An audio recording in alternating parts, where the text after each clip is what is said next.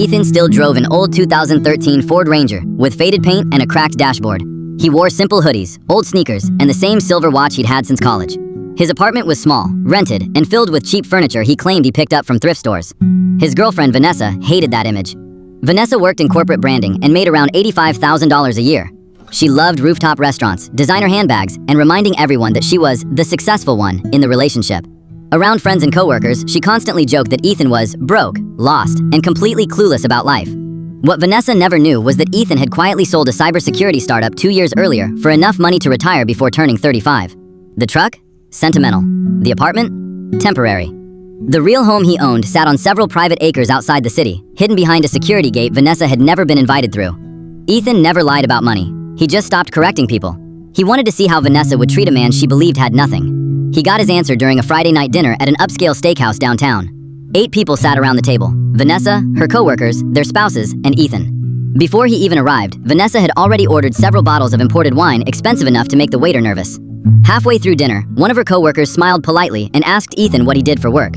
"Taking some time between projects," Ethan answered calmly. Vanessa laughed loudly enough for nearby tables to hear. "Translation? Unemployed," she joked. "I keep telling him my company is hiring assistants. At least then he could finally learn how Excel works." A few uncomfortable laughs spread around the table, but Vanessa wasn't finished. "He still thinks coupon deals count as date nights," she added while sipping wine. "Meanwhile, I'm basically carrying this entire relationship financially." One coworker awkwardly asked, "Wait, Ethan doesn't pay for dates?" Vanessa smirked. "If I didn't handle things, we'd probably be living off fast food." Ethan stayed quiet. Then the check arrived. Vanessa reached for it dramatically. "Relax, babe. I know your bank account can't survive this place." Instead of arguing, Ethan unlocked his phone. He opened an investment account Vanessa had never seen before. 7 figures filled the screen. Then he opened another account, then property records, then business transfers. Vanessa's smile slowly disappeared. Ethan calmly scrolled through payments covering vacations, shopping sprees, cosmetic treatments, her cat surgery, and even the luxury necklace Vanessa once claimed her boss had gifted her. Every single charge had been quietly paid through a secondary card she believed belonged to Ethan's business partner. There was no business partner. It had been Ethan the entire time. The whole table went silent. Vanessa stared at him in shock. "Why wouldn't you tell me any of this?" Ethan looked directly at her before answering. "Because for almost 2 years, you enjoyed humiliating me when you thought you were above me.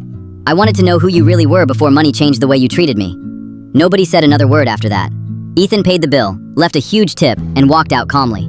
That night, he returned to the apartment, packed Vanessa's belongings into boxes, and left them with the front desk for pickup. At midnight, every credit card, subscription, and luxury expense he had secretly been covering was canceled. Vanessa called him non-stop. Ethan answered only once, just long enough to say, "You didn't love me. You loved feeling superior to me."